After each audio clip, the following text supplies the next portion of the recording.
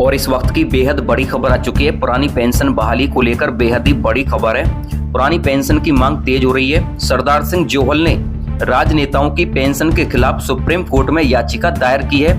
कर्मचारियों को 60 साल बाद भी पेंशन नहीं और नेताओं को 5 साल में पेंशन। भारत के प्रिय सम्मानित नागरिकों, आपसे अनुरोध है कि इस संदेश को पढ़ें और यदि आप सहमत हैं तो कृपया सभी लोगों को अपने संपर्क में भेजें और बदले में उन्हें भी आगे भेजने के लिए कहें। 3 दिन के अंदर ये जरूरी सूचना हर भारतीय तक पहुंचनी चाहिए। सांसदों को पेंशन नहीं मिलनी चाहिए क्योंकि राजनीति नौकरी या रोजगार नहीं है बल्कि एक मुफ्त सेवा है।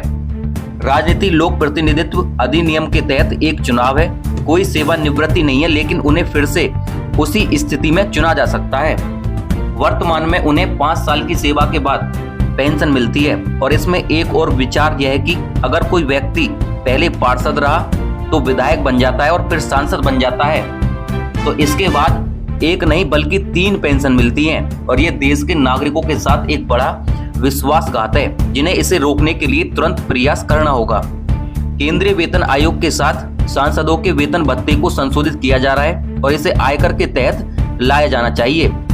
वर्तमान में सांसद अपने स्वयं के लिए मतदान करके मनमानी ढंग से वेतन और भत्ते बढ़ाते हैं और उस समय सभी दल एकजुट होते हैं। सांसदों की स्वास्थ्य देखभाल प्रणाली को छोड़ दिया जाना चाहिए और भारत के सभी नेताओं के स्वास्थ्य की देखभाल किसी अन्य नागरिक की तरह ही होनी चाहिए।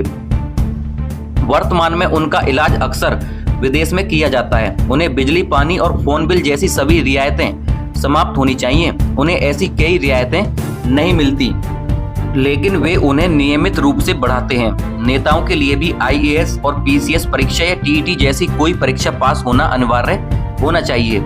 अपराधियों को चुनाव लड़ने से रोका जाना चाहिए। दंडात्मक रिकॉर्ड वाले संदिग्ध व्यक्तियों, आपराधिक आरोपों और दृढ़ संकल्प अतीत या वर्तमान को संसद से प्रतिबंधित किया जाना चाहिए। नागरिकों द्वारा LPG गैस सब्सिडी पर कोई कटौती नहीं होनी चाहिए जब तक कि सांसदों और विधायकों को सब्सिडी उपलब्ध नहीं होती है और संसद की कैंटीन में सब्सिडी वाले भोजन सहित अन्य सब्सिडी वापस नहीं ली जाती है। मुफ्त रेल और हवाई जहाज की यात्रा बंद होनी चाहिए। आम आदमी को उनका मजा खर्च करके क्यों लेना पड़ता है? यदि प्रत्येक व्यक्ति कम से कम 20 लोगों के साथ संवाद करता है और मैसेज भेजता है तो भारत में अधिकांश लोगों को यह संदेश प्राप्त करने में केवल 3 दिन लगेंगे। तो इस वीडियो को ज्यादा से ज्यादा शेयर करें। सरदार सिंह जोहल ने राजनेताओं की पेंशन के खिलाफ सुप्रीम कोर्ट में याचिका दायर कर दी है। उन्होंने कहा है कि कर्मचारियों को 60 साल बाद भी पेंशन नहीं मिलती और नेताओं को 5 साल में पेंशन दी जाती है। तो ये इस वक्त की बेहद ही बड़ी खबर आ रही है। केंद्रीय कर्मचारी और जितने भी सरकारी कर्मचारी और पेंशनर हैं, सभी के लिए बेहद ही बड़ी खुशखबरी है। केंद्र सरकार की तरफ से बेहद बड़ा ऐलान किया गया है। पेंशन में 15 से 18% की बम्पर बढ़ोतरी हुई है। अगर आप सरकारी कर्मचारी हैं और आपको पुरानी पेंशन बहाल करानी है और OPS को लेकर हड़ताल के पक्ष में हैं, तो वीडियो के नीचे कमेंट बॉक्स में कमेंट जरूर करिएगा। वीडियो को लाइक करके अपना मतदान करें। हड़ताल के हक में ज्यादा से ज्यादा वोट करें। केंद्र सरकार ने कुछ कर्मचारियों के लिए महंगाई भत्ते में बम्पर बढ़ोतरी की है। महंगाई भत्ते में ये बढ़ोतरी 1 जुलाई 2023 से प्रभावी होगी और इन कर्मचारियों के महंगाई भत्ते में 15% से लेकर 18% तक का इजाफा किया गया है। जी हाँ, महंगाई भत्ता में 15 से 18% का इजाफा किया गया है, जिससे इनकी सैलरी में बड़ी बढ़ोतरी हो सकती है।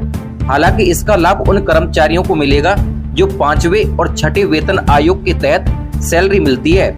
वित्त मंत्रालय के बयान के मुताबिक इन कर्मचारियों के DA में इजाफा 6वें वेतन आयोग और 5वें वेतन आयोग के तहत किया गया है। 16 नवंबर को जारी ऑफिस मेमोरेंडम में कहा गया कि डिपार्टमेंट ऑफ पब्लिक एंटरप्राइजेस के कर्मचारियों के महंगाई भत्ते में इजाफा हुआ है। ED की रिपोर्ट के मुताबिक ऑफिस मेमोरेंडम में कहा गया है कि 6ठे वेतन आयोग के पूर्व संशोधित वेतनमान या ग्रेड वेतन पाने वाली पब्लिक सेक्टर एंटरप्राइजेस के कर्मचारियों के लिए मौजूदा महंगाई भत्ता 212% से लेकर 230% कर दिया गया है, जिसका मतलब है कि कर्मचारियों के महंगाई भत्ते में 18% का इजाफा किया गया है और यह बढ़ोतरी 1 जुलाई 2023 से प्रभावी होगी। 18% DA बढ़ोतरी से कर्मचारियों की सैलरी में 7,000 रुपए तक का इजाफा हो सकता है। तो ये इस वक्त की बेहद ही बड़ी खबर आ रही है। 6वें वेतन आयोग के तहत DA बढ़ाया गया है, जिसमें 18% का इजाफा किया गया है। तो ये इस वक्त की बेहद ही बड़ी खबर आ रही है। तो पुरानी पेंशन को मिला है भरपूर समर्थन। जी हाँ, ये इस वक्त की बेहद ही बड़ी खबर आ रही है। पुरानी पेंशन को कर्मचारियों का भरपूर समर्थन मिला है। 99.9% ने अनिश्चितकालीन हड़ताल के पक्ष में की है वोटिंग। तो ये इस वक्त की बेहद ही बड़ी खबर आ रही है। कर्मचारियों ने 99.9% ने अनिश्चितकालीन हड़ताल के पक्ष में अपनी वोटिंग की है। पुरानी पेंशन बहाली को लेकर केंद्र सरकार के रक्षा विभाग में कर्मचारियों का जबरदस्त समर्थन मिला है।